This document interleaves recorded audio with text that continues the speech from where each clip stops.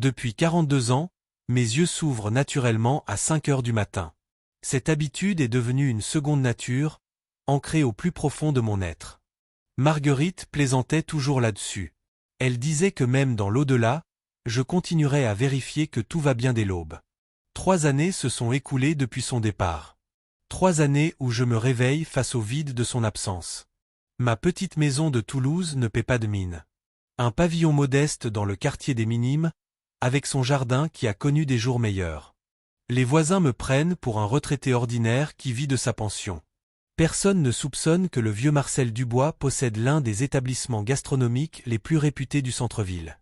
Mon fils unique, Pierre, mène sa propre existence avec sa femme Isabelle. Nos rencontres se limitent aux obligations familiales. Isabelle m'a toujours considéré comme un fardeau potentiel. Si seulement elle savait la vérité. Le coquillage doré se trouve rue d'Alsace-Lorraine, dans un bâtiment historique acquis il y a 15 ans. À l'époque, investir toutes nos économies dans la restauration semblait fou. Mais Marguerite m'a soutenu. Les premières années furent éprouvantes, entre les emprunts et l'angoisse de l'échec. Puis Antoine est arrivé dans ma vie. Ce matin-là, comme tous les autres, j'arrive au restaurant avant l'ouverture. Antoine Mercier, mon chef cuisinier, prépare déjà une nouvelle création. Son visage marqué par les épreuves s'illumine quand il me voit. Il me tend une cuillère avec un velouté aux saveurs complexes. La dégustation confirme son talent. Cette soupe de homard au safran et lait de coco sera un succès. Antoine avait 53 ans quand nos chemins se sont croisés. Je l'ai trouvé fouillant dans les poubelles derrière le restaurant. Au lieu de le chasser, je lui ai proposé un repas. Durant ce dîner, j'ai découvert son passé de chef prometteur dans plusieurs établissements étoilés, avant que l'alcool ne détruise sa carrière. Quelque chose en lui m'a touché. Je lui ai offert une chance de recommencer. Il a commencé par la plonge, puis a progressivement retrouvé sa place en cuisine. 6 mois plus tard, je lui confiai les fourneaux. Beaucoup m'ont pris pour un fou, mais ma confiance était justifiée.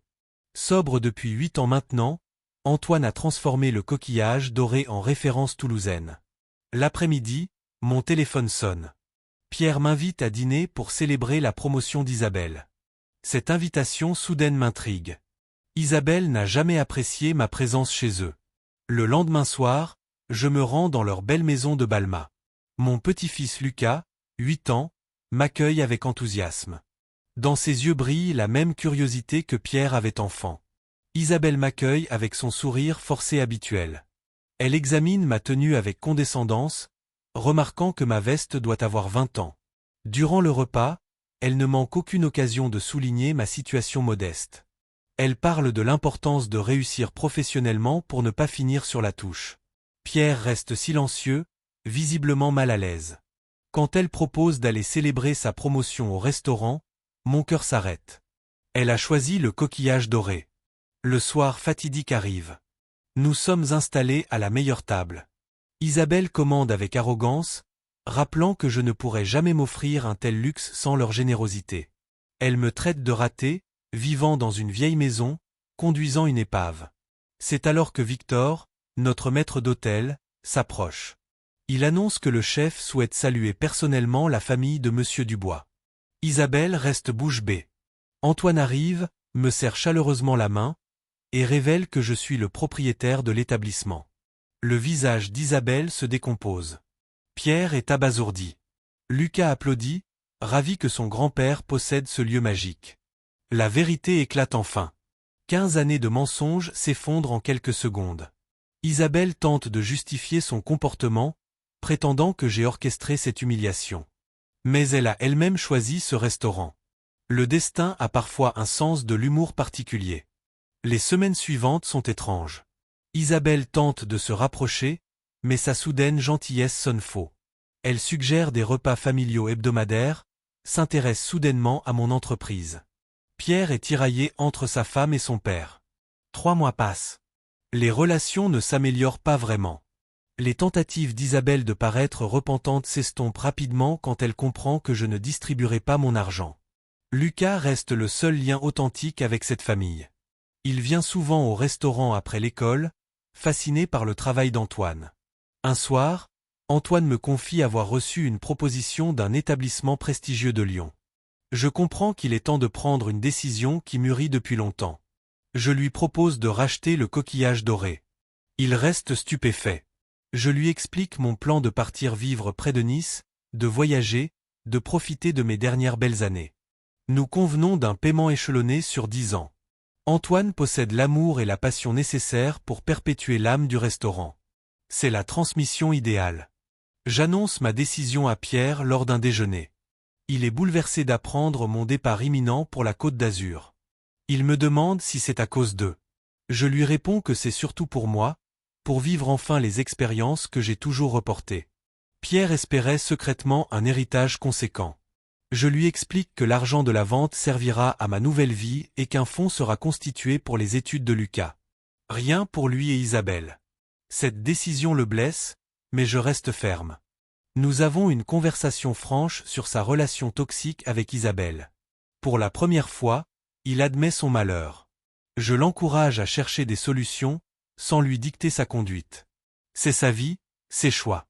Les adieux avec Lucas sont déchirants. Je lui offre une tablette pour rester en contact quotidiennement. Isabelle n'apprécie pas, mais n'ose rien dire. Mon dernier matin au coquillage doré, je parcours les lieux chargés de souvenirs. Marguerite dansant entre les tables quand nous avons remboursé notre dernier emprunt. Antoine retrouvant sa dignité derrière les fourneaux. Lucas émerveillé devant la préparation de ses plats préférés. Antoine me promet de préserver l'esprit du lieu. Nous nous embrassons, conscients que c'est la fin d'une époque et le début d'une autre. L'avion survole la Méditerranée. Je contemple ma nouvelle vie qui commence. La villa de Roquebrune-Cap-Martin surplombe la mer. La terrasse offre une vue imprenable sur l'horizon. Pour la première fois depuis longtemps, je ressens une paix profonde. Joseph, mon nouveau voisin niçois, me fait découvrir les marchés locaux, les petites criques cachées, les restaurants familiaux où les touristes ne vont jamais. Je réapprends à vivre sans urgence, sans obligation professionnelle. Lucas m'appelle tous les soirs. Il me raconte sa journée, ses projets scientifiques, ses rêves d'avenir. Pierre m'envoie des messages sporadiques. Il travaille sur son couple, consulte un thérapeute. L'espoir renaît doucement. Antoine m'envoie des photos du restaurant. Les affaires prospèrent. Il a introduit de nouveaux plats tout en préservant les classiques. L'âme du coquillage doré perdure sous sa direction. 6 mois après mon installation, Pierre et Lucas viennent me rendre visite, sans Isabelle. Nous passons une semaine magnifique, renouant des liens distendus depuis trop longtemps. Pierre m'annonce leur séparation temporaire. Il cherche à se reconstruire, à retrouver qui il était avant. Je ne regrette rien. Ni d'avoir caché ma réussite, ni de l'avoir révélée. Chaque décision m'a mené ici, face à cette mer infinie, libre et serein. Les masques sont tombés, révélant la vérité sur chacun. Le soleil se couche sur la baie. Les reflets dorés dansent sur l'eau. Je lève mon verre de rosé local. À la liberté de choisir sa vie. À l'authenticité retrouvée. À ce nouveau chapitre qui s'écrit. La brise marine apporte les rires d'enfants jouant sur la plage. Je pense à Lucas, à son avenir plein de promesses. Le fonds que j'ai créé lui permettra de poursuivre ses rêves sans contrainte financière. Antoine m'appelle parfois pour des conseils. Notre amitié transcende la relation professionnelle. Nous sommes 2 hommes qui se sont mutuellement sauvés, chacun à sa manière. Les saisons défilent doucement. Ma nouvelle existence suit le rythme méditerranéen. Les matins sur le marché de Menton. Les après-midi à nager dans les criques. Les soirées sur la terrasse, contemplant l'horizon. Pierre se reconstruit progressivement. Il a trouvé un équilibre, une force intérieure qu'Isabelle avait étouffée. Nos conversations téléphoniques deviennent plus profondes, plus vraies. Lucas grandit, s'épanouit. Ses visites pendant les vacances scolaires illuminent ma villa. Nous explorons ensemble les sentiers côtiers, partageons des glaces sur la promenade des Anglais, discutons de science et de philosophie. Ma vie toulousaine semble appartenir à une autre époque. Le stress quotidien, les apparences à maintenir, les non-dits familiaux. Tout cela s'est dissipé comme la brume matinale sur la Méditerranée. Parfois, je repense à Marguerite. Elle aurait adoré cette nouvelle vie, cette liberté tardive mais méritée. Son esprit m'accompagne dans cette aventure qu'elle m'avait toujours encouragé à vivre. Le coquillage doré continue de briller sous la direction d'Antoine. Les critiques sont élogieuses. Il a même décroché une reconnaissance du guide Michelin. Mon héritage professionnel est entre de bonnes mains. L'argent n'a jamais été une fin en soi. C'était un moyen de créer, de partager, de transmettre. Aujourd'hui, il me permet simplement de vivre authentiquement, sans masque ni prétention. Les couchers de soleil méditerranéens ne cessent de m'émerveiller. Chaque soir apporte sa palette unique de couleurs. Je m'installe sur ma terrasse, un livre à la main, savourant cette paix durement gagnée. La vie m'a enseigné que la vérité finit toujours par triompher. Les masques tombent, révélant notre vraie nature. Certains en sortent grandis, d'autres diminués. L'important est d'assumer ses choix et d'avancer. Mon histoire n'est pas extraordinaire. C'est celle d'un homme ordinaire qui a choisi l'authenticité tardive plutôt que le mensonge confortable. Les conséquences furent douloureuses mais libératrices. Désormais, chaque journée est un cadeau. Plus de faux-semblants, plus de compromis toxiques. Juste la mer, le soleil, et la liberté d'être enfin moi-même.